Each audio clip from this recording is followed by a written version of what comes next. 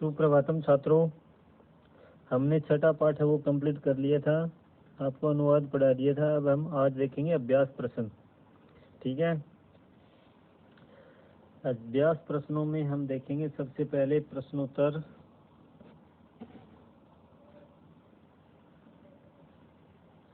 जिसमें पहला प्रश्न है अधोलिखितानां प्रश्नानां उत्तराणि संस्कृत भाषया लिखित। नीचे लिखे गए प्रश्नों के उत्तर संस्कृत भाषा में लिखो। पहला प्रश्न है बालः कदा क्रीडितुम निर्जगामः। बालक कब खेलने के लिए निकल गया? तो इसका उत्तर आ जाएगा बालः पाठशाला गमन वेलायां क्रीडितुम निर्जगामः। बालक पाठशाला जाने के समय खेलने के लिए निकल गया। दूसरा प्रश्न है बालस्य मित्राणि किमर्थम त्वरमाणा बभूवुः। बालक के मित्र किस लिए शीघ्रता कर रहे थे? बालक के मित्र किस लिए शीघ्रता कर रहे थे? तो यहाँ आ जाएगा बालस्य मित्राणि पूर्व दिन पाठान त्वरमाणा बभूवुः। बालक के मित्र पहले दिन के पाठों को, पूर्व दिन पाठान पहले दिन के पाठों को स्मृत्वा मन याद करके विद्यालय गमनाय त्वरमाणा बभूवुः। बालक के मित्र पहले दिन के पाठों को याद करके विद्यालय जाने के लिए शीघ्रता कर रहे थे। अगला प्रश्न है मधुकरः बालकस्य आह्वानं केन कारणेन न अमन्यत। मधुकर यानी भंवरे ने बालक के आह्वान को किस कारण से न अमन्यत नहीं माना? किस कारण से नहीं माना?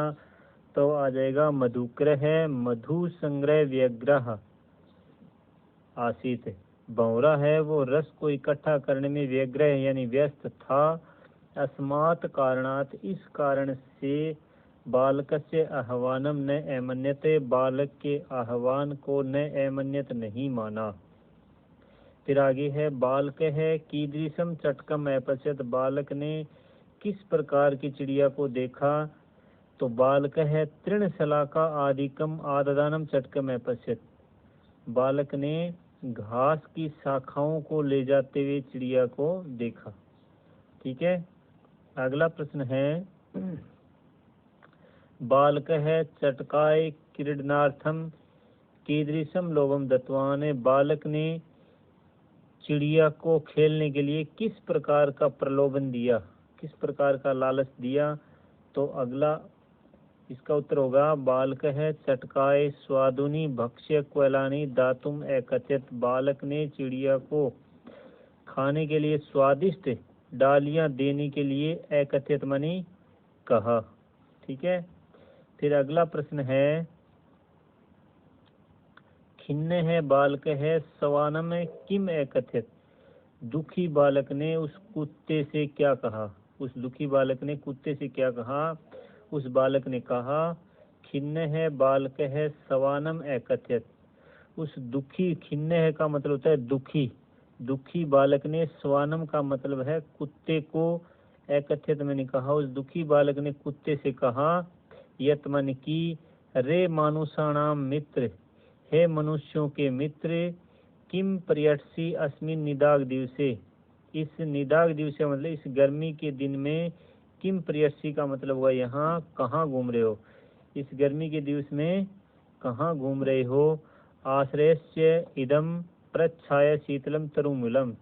इदम का मतलब इस, तरुमूलम का मतलब पेड़ के नीचे, शीतल प्रच्छाया शीतलम ठंडी छाया में, आश्रयस्व का मतलब आश्रय लो, इस पेड़ की ठंडी छाया में आश्रय ले लो।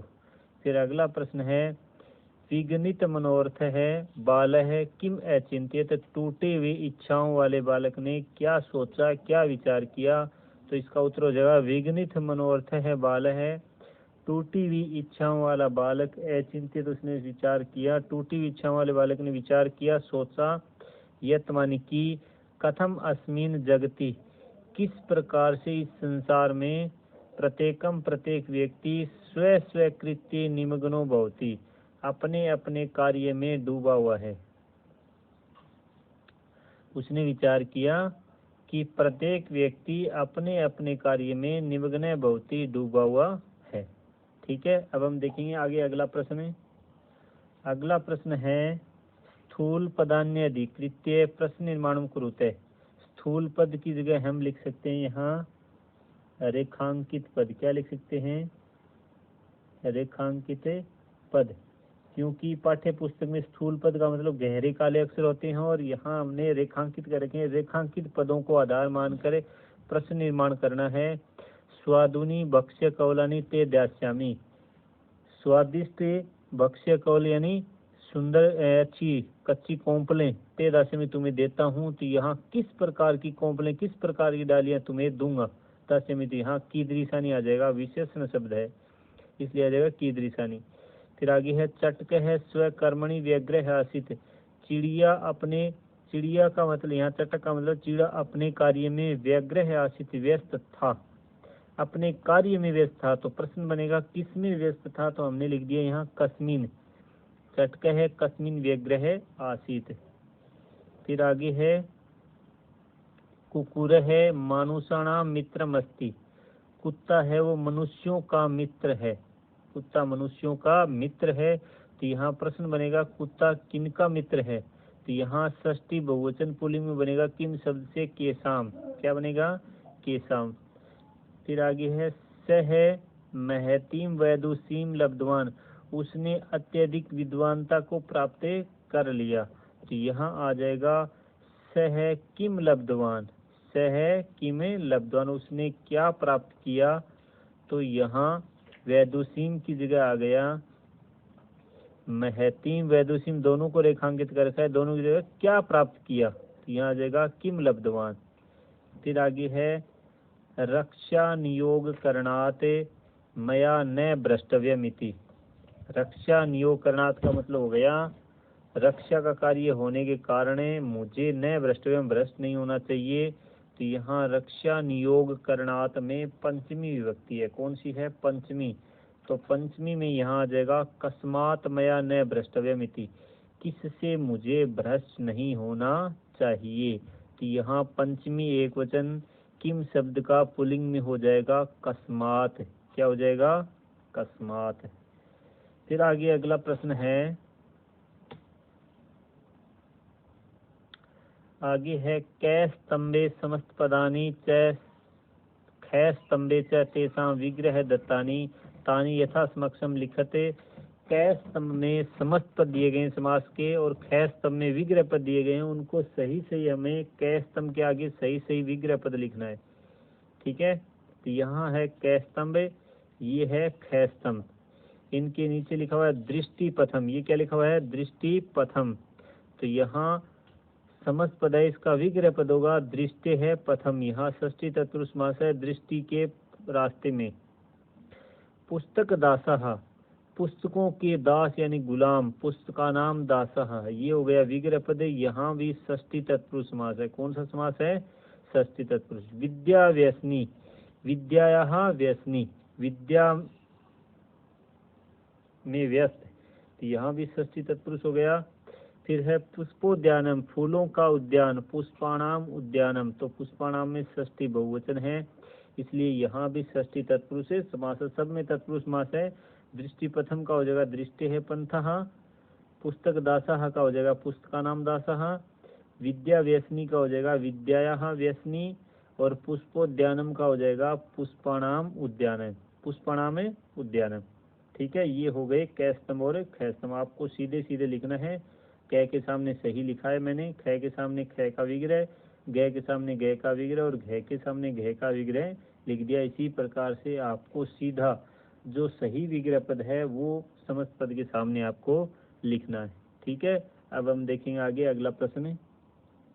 अगला प्रश्न है अधोलिखितेषु पदम युग्मेषु एकम विशेष्य पदम अपरम च विशेषण पदम और विशेषण पदम विशेष्य पदम च पृथक पृथक चित्वा लिखत। नीचे लिखे गए पद युग्मों में एक विशेष्य पद दिया गया है और दूसरा विशेषण पद दिया गया है। विशेषण पद और विशेष्य पद को अलग अलग करके लिखना है। ठीक है। यानी इनमें लगभग पहला विशेषण है, दूसरा विशेष्य है। विशेष्य का मतलब होता है संज्ञा। क्या होता है? विशेष्य का मतलब होता है संज्ञा। ठीक है। जैसे आ गया खिन्न है बालक है, तो विशेषण तो है खिन्न है, विशेषण क्या है खिन्न है, और विशेष्य क्या है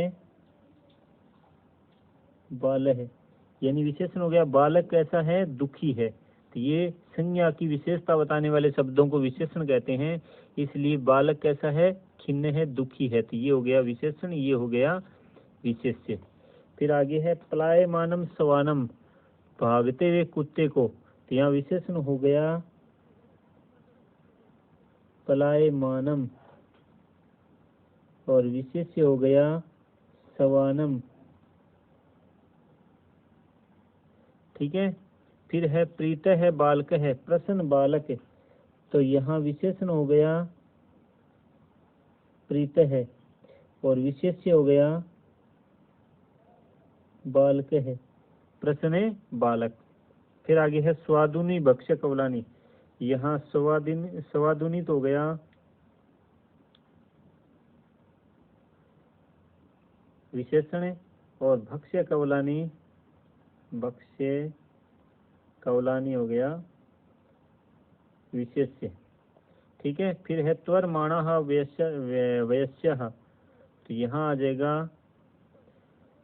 त्वर माणः वयस्यः, त्वर माणा को लिख देंगे हैं विशेष्य में, विशेषण में त्वरे माणः शीघ्रता, और वयस्यः को लिख देंगे विशेष्य में, ठीक है। ये हो गया विशेषण विशेष्य, ठीक है। खिन्न है बाल है, खिन्न है विशेषण, बाल है विशेष्य। पलायमानम सवानम, पलायमानम विशेषण और सवानम विशेष्य, ठीक है। प्रीत है बालक है, प्रीत है विशेषण और बालक है विशेष्य। स्वादुनी भक्ष्य कवलानी, स्वादुनी तो हो गया विशेषण और भक्ष्य कवलानी हो गया विशेष्य। त्वरमाणः व्यस्यः, त्वरमाणा तो हो गया विशेषण और वयस्यः हो गया विशेष्य। तो ये थे छठे पाठ के प्रश्न, जिसका हमने अनुवाद पढ़ लिया और अभ्यास प्रश्न भी कर लिए हैं। तो अनुवाद के लिए मैंने बोला था आपको फोटो कॉपी मैंने उपलब्ध करवा दी थी ग्रुप में, तो उससे आप रिवीजन कर लेना और अभ्यास प्रश्न अपनी फिर नोटबुक में कर लेना, ठीक है। कल हम शुरू करेंगे अगले वीडियो में 7वां पाठ है, ठीक है। आज के लिए बस इतना ही। जय हिंद, जय भारत।